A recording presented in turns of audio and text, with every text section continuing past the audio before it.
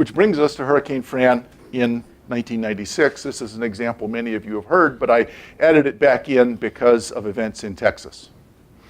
So this audience knows enough about those events. By the time Fran passed through, much of Raleigh was without power. There are trees down across many of the roads. 3 young men in Goldsboro. I've given a version of this talk a number of places. Those are all the synonyms that I can find for rednecks. Some from Latin America.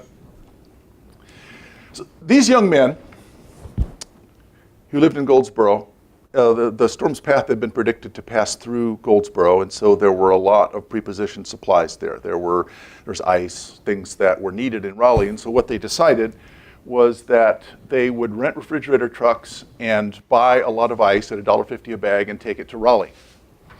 And when they got there, they set up not far from here at the 5 Points area and near NC State, and they started selling ice. And they were selling ice at $1.50 a bag? No. They were selling ice at $11 a bag. And a line formed. Enough people wanted to buy ice that a line formed. Now, you may have been at parties like this. It's always a party until the police show up. Why did the police show up? Because North Carolina, because they needed ice. North Carolina, like 34 other American states, has an anti-gouging law. All anti-gouging laws have 3 parts. The first is the trigger, which is the declaration of a state of emergency. The second is the domain, the set of things, which is pretty much anything that you need in an emergency. And the most interesting, I think, is the limit. Does anybody see the limit in North Carolina's anti-gouging law? That is, how much can you raise something in the domain if the trigger has been met? And the answer is that the price cannot be unreasonably excessive under the circumstances. It can be unreasonable. It can be excessive, but it cannot be unreasonably excessive. A number of y'all work with the legislature. You know that sort of precision in language is their hallmark. But there is a precise interpretation, and it's 5%. Because apparently the price last week was given to us by God. So you can't raise price of commodities within the domain under the trigger by more than 5%. Now, what is the effect of that?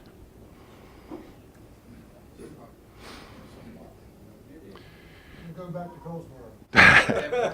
Well, what happened to the young men was that they were arrested, handcuffed, the trucks were impounded, taken to the police impound lot, turned off, and all the ice melted. Now, here's my question, and this is a serious question.